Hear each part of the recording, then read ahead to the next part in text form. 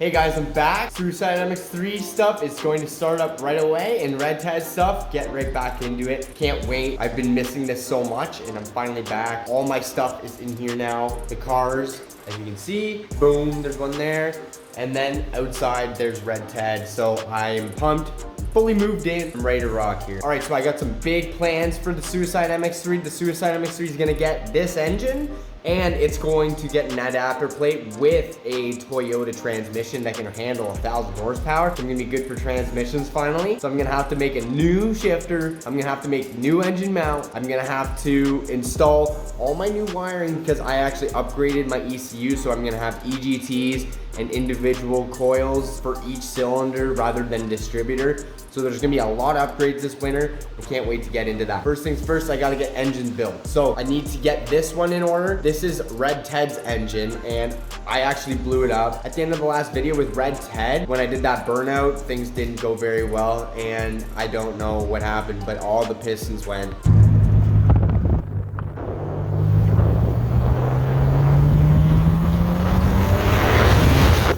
Oh my God, still rips though. I'm pretty sure my valve seals are done, as you can see. Which sucks because I just built this engine, but what do you do?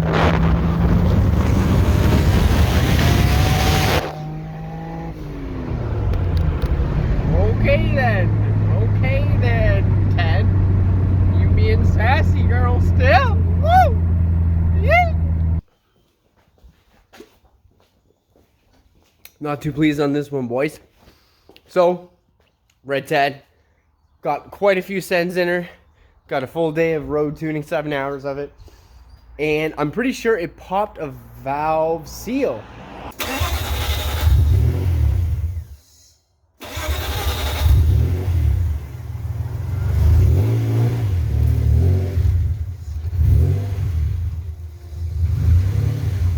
All right, so what I did was I pulled the turbo out, so it's still hooked up to the feed and drain.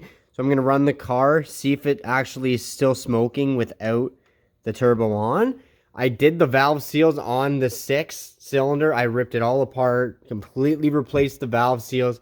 Hopefully it's the turbo or the valve seals. Let's hope it's not the bottom end. This is ruling everything out. We'll run for a bit, see what happens. So far, it's smoking pretty bad. Not a real good sign here. It's weird because I compression tested it and everything had good compression. So I'm not sure what the hell is going on. Oh no. It's literally smoking like crazy. I'm gonna let it fully warm up though, because it might be just burning off what was in the cylinder and in the exhaust, so I'm praying here. So this is defeat. Look how much oil got spit out. That is not from the turbo, that is from the engine right there. That hole number 6. When it happened, I quickly took the head off, and as you can see in there, there's quite the damage on the pistons. Everyone has a crack in that corner on the top right, like right up in there, right? Boom, everyone. So I didn't even take this head off yet, but I will today. Totally go over this engine, take it apart, and what I'm gonna do is take it to a machine shop, get this board out to a larger hole. I'm gonna put my larger pistons in, and they're gonna be brand new, billet, ready to go. These were used pistons, so I don't know if that was the problem, is that I used used pistons, because I used these for about 4 years in the purple car. So those pistons were already very used and abused because they saw the Hoonigan burnout. They saw like everything that I threw at it, they saw. So it was no good for that. So what I'm going to do, rip this down, and I'm going to get it ready for a machine shop, because it takes 3 weeks for them to do it at least, and get this show on the road. And I'm also gonna build another engine for the purple car, because I need one for the front, and I'm gonna do that, and I can't wait to get this on the road. And tomorrow I'm gonna be taking them there, dropping them off, and letting them do their machine work, so then I can actually continue this on.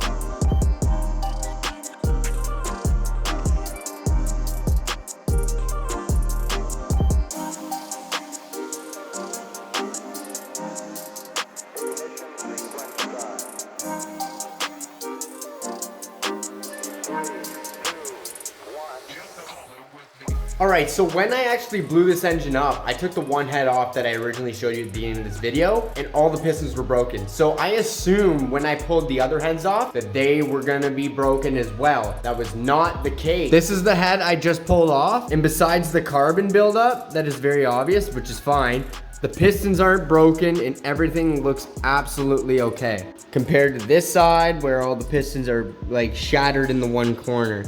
So what I'm kind of thinking happened here is this bank, so it's on 3 injectors on this side and 3 injectors on that side. So what I think happened was this bank was running correctly and this bank was not because of fuel pressure dropping. I think my fuel pressure dropped and it was running out of fuel on this side of the engine and it leaned out and absolutely detonated itself to death from leaning out. That's what I'm thinking happened. And I'm kind of relieved about that because I thought I tuned it badly and that was not the case. I think I need a bigger fuel pump if I want to run that much power. I might have maxed out my fuel system. I might have to address that. Now I know, and I want to build this thing once this time, and I want it to last at least a full season, even though it's going to get abused. Ted's going all-wheel drive too, so that is going to be a huge job as well, but this is going to be so sick. I can't wait to get this thing back together as well. All right, so do you guys remember the engine I literally cut and made my own drain for the head to the oil, for draining oil out of the head? This is this engine. So I'm gonna show you exactly. I literally notched this here. This used to be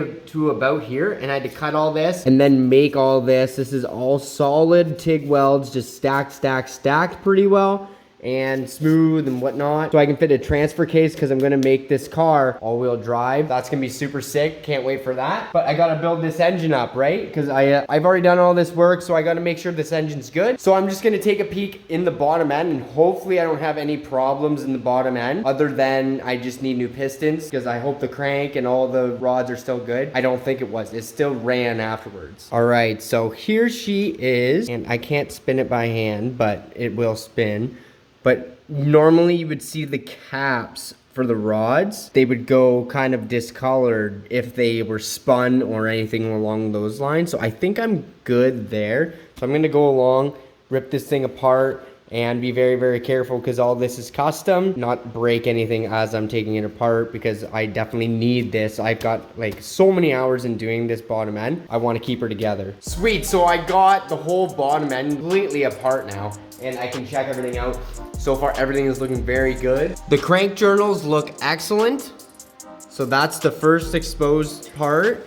And also my thrust washers, I marked them. This is the crank side and this is the front side because I plan on reusing them, because if things are absolutely fine, I don't see why reusing them isn't absolutely fine as well. And I'll do the same to the other ones that are in there. There's little thrust washers down in there when I take this crank out. But first I got to take the rods and pistons out and mark them too. Make sure everything's good. Okay, so I got all the pistons and rods out and everything looks good. It's just a little dirty, don't worry about that. All the bearings were good, so I kept them in order. I marked them 1, 2, 3, and 4 from the balancer side, and all of them are marked on the back. I marked everything so I can reuse them and put them in the exact same spot. And for the pistons, like I was saying before, all the pistons on one side of the engine were fine, so this will be every other one. So piston 1 was fine, piston 2 bad, ringland, and you can see how it crushed the ring as it exploded. Again, third piston fine, fourth piston bad, same thing, ringland, crushed it, crushed all the pieces that chipped out and destroyed it. Number 5, good to go, absolutely okay. And then wait, actually this ring is broken. No way, no way. I think that ring's broken. Oh yeah, number 5's ring is broken. So number 5 was bad. We got some detonation there as well. So yeah. Oh, okay, yeah. Yeah, I see that. This is a ruined piston as well. So a little bit worse than I was thinking. It wasn't all just one side of the engine actually. So and then this number 6, really bad over here again. So I think I had low fuel pressure problems, to be completely honest. Seemed like all the back fuel rail pistons had a lot more damage. And then obviously number 5 took a beating as well. So I think I only have 2 good pistons here actually. Okay, I'm going to remove all these pistons off the rods because they are gonna be brand new pistons. Brand new Wiseco Performance oversized pistons. So this is going to be the first engine I have ever gotten bored out. So they're going to take out 1 mil around. So the stock pistons are 64.5 and my pistons are 65. So they're gonna have to bore this out by around 0.5 mil, plus the wall gap for piston to cylinder wall clearance. And that is what they will machine out of here, all inside here. So they'll be completely freshened up. So there is definitely some marks. You can see marks where the rings messed up the walls. So that's a good thing. So this will be completely freshened up. Kind of exciting. It's gonna have brand new pistons and balanced and everything good to go for just for this specific guy. So I might as well just save them some time and take off these pistons. I'm gonna give them this brand new box of Wisecos, and I have another box for my different engine that I'm going to have for this. Okay, I got engine number 1 assembled with the crank, the bearings, and the main girdle. And this is ready to go. I have another box ready for it too. This box has my rods that I'm reusing that are not bent. I marked them all with numbers, just a little etch and sketch on there. And then these are my new pistons. These dirty things are gonna make some power.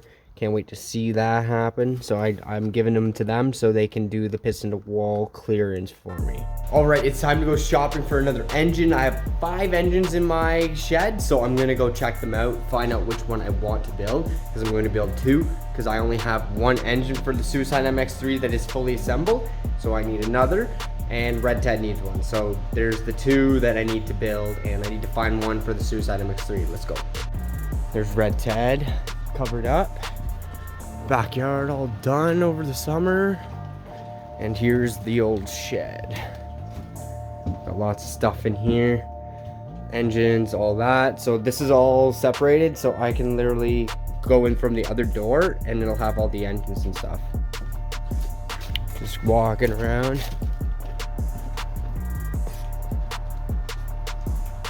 And here we go. So engine here, engine here, engine here, engine here. So I'm going to sort through all my crankshafts and engines, and I'm gonna find out which one I need the best. So I'm gonna look for one that has a lot of sidewall damage, because it's gonna be literally bored out by a mill, so any imperfections can be easily machined out. So that's gonna be sweet about that. So I'm gonna pick a dirty cylinder engine, and I'm going to use that one. Sweet little setup though, eh? Like, look at all the heads. Heads on heads on heads. More heads. Transfer case. TC transmission. Celica transmission. This is what's going in Red Ted, because it's going to be all-wheel drive. So this is a transfer case attached to it. So this is going to make the car all-wheel drive. The adapter plate is what is going to get it there. And there is one of my adapter plates right there. So that's how she's going down, boys. I've actually got a spare Celica tranny here too, trying to collect everything I can. Okay, this is the culprit I am going to use as my Suicide MX3 engine. There's quite a bit of cylinder damage here, so that can all be machined out, which is what I want. I don't want to use a perfectly good block where I can rebuild on stock size pistons on one that's going to be bored out. So this one's going to be bored out, so it's actually going to have bigger holes than it did, so it's going to be a little bit bigger displacement, so that's going to be sick. And here's the bottom end. So this is the crankshaft that was in that engine, and it spun a bearing. So I don't know if they can polish that all out. I don't know. I might bring a spare just in case. But this is also stuck on. This crank gear is literally stuck on, and I've tried everything to get it off. I've soaked it for like weeks and weeks and tried hammering it, as you can see, and I can't get it. So I'm gonna see if they can get it off, but I'm gonna bring a spare crank just in case, and I'm gonna get them to do this one up. All right, so here are my new Wiseco pistons for the Suicide MX3 engine. They are pretty sick. These are 1.5 mil large, so they're getting bored out quite a bit. These are significantly bigger than the stock guys. which is sick, and they're billet, all the good stuff. And here are the brand new rods.